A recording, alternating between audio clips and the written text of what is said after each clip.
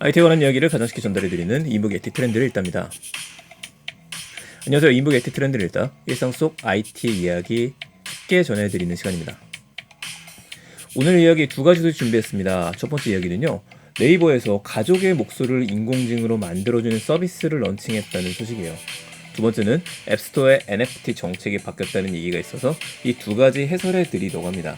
하나씩 들어가 보도록 하죠. 자, 첫 번째 이야기는 네이버 이야기인데 우리 그런 서비스 있었죠. 부모님의 생전의 모습을 가서 촬영을 하게 되면은 인공지능으로 만들어주는 서비스, 바로 딥라인 AI라는 곳에서 런칭을 했었는데 아직까지 인공지능 합성인식 기술이라고 하는 게 아주 훌륭하진 않습니다. 어색함은 있을 수밖에 없어요. 그런데 이거는 얼굴도 합성을 해야 되고 목소리를 입혀야 되다 보니까 부자연스럽죠. 근데 별도로 떼면 어떨까요? 이번엔 네이버에서 클로바 더빙의 새로운 기술을 선보였습니다. 바로 여러분들의 가족의 소중한 목소리를 보내게 되면은 이걸 AI 목소리로 만들어 주는 겁니다. 자, 클로바 더빙이라고 하는 거는 단순히 AI 보이스로 만들어주는 게 아니라 여러분들이 타이핑을 하게 되면은요. 예를 들어서 일상 IT 구독해 주세요 라고 타이핑하게 되면은 그 목소리 그대로다가 인공지능이 소리를 내주는 걸 이야기를 하잖아요. 언제 많이 쓰였냐면 코로나 시즌 때 많은 선생님들께서 많은 교수님들께서 강의 자료를 만들 때 자신의 목소리로 이렇게 녹음하는 게 약간 어색하셨던 분들은 아이의 목소리라든지 아니면 남자의 목소리로 더빙을 쓰기도 했습니다. 그러니까 너무 비싸니까 조금 이상하기도 했었거든요. 근데 그 기능이 이제는 보다 적극적으로 보편적으로 쓰이겠다 이렇게 이야기하는 것 같습니다. 지금도 여러분들께서는 원하시면은 클로바 더빙 사이트 가셔갖고요 이거 신청할 수 있으세요. 무료로 시작하기 버튼 누르시게 되면은 바로 사용 가능하고 보다시피 허준, 미소, 기태, 경태, 조지, 와카바 이런 식으로 나오죠. 한번 눌러볼까요? 네, 이런 목소리를 조지도 You may delay, but time will not. 음, 소상공인에게 힘이 된 것은 물론 지역 경제 조금 어색하죠? 저는 호소과 하준이 목소리가 제일 많이 쓰이는 것 같아요. 하여튼 이런 것들은 여러분들이 폰에서 쓸 수 있고 무료로 시작하기 버튼을 누르게 되면은 지원 브라우저에서는 바로 더빙을 만들 수도 있어요. 이 기능이 무료인데 이거 같은 경우에 이제 유료 서비스 쓰게 되면 출처 표기 없이 쓸 수 있다고 하죠. 근데 바로 여기에 기능이 들어가게 된 겁니다.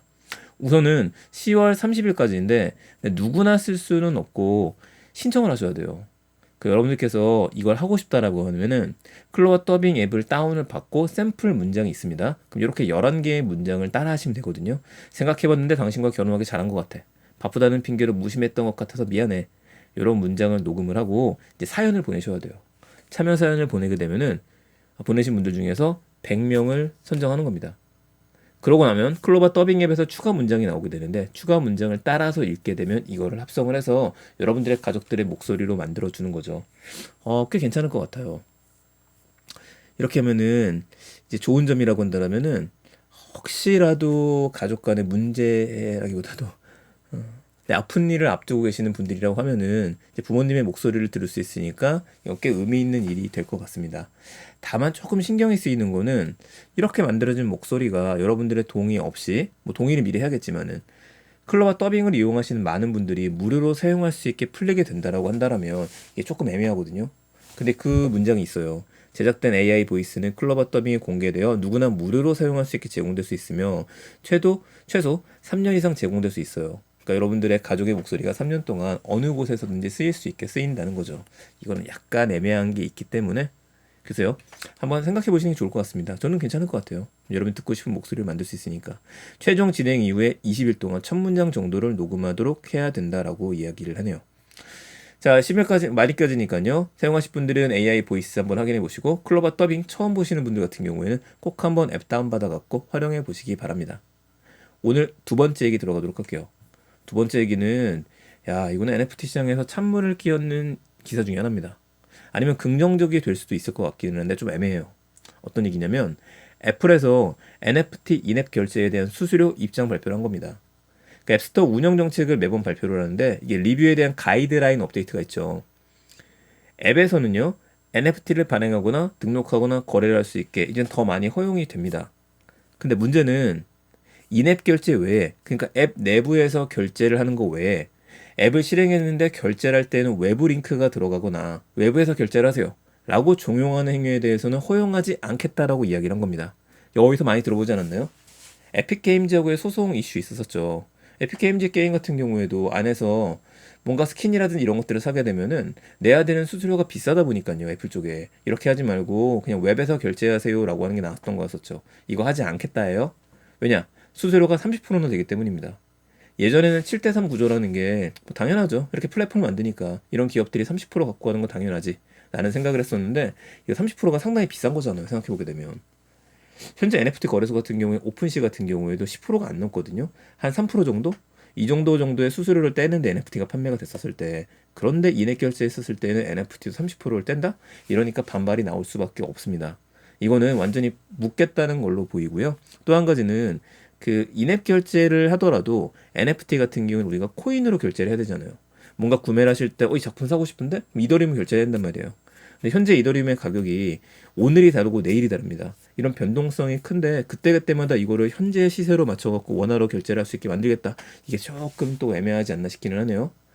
이렇게 되면은 지금 국내에서 서비스하고 있는 어플리케이션 중에서도 NFT 결제 기능을 집어넣은 것들이 있습니다. 이거 안 된다는 얘기가 되거든요. 아니 수수료 30%를 내고 해야 되든지 아니면 웹으로 돌려야 되는데 이것도 안 되고 묘하게 된 거죠. 현재 이제 업비트 같은 경우에는요. 업비트 앱을 설치를 하게 되면은 NFT를 스마트폰에서 구매할 수가 있는데 아이폰은 안 돼요. 안드로이드 폰은 됩니다.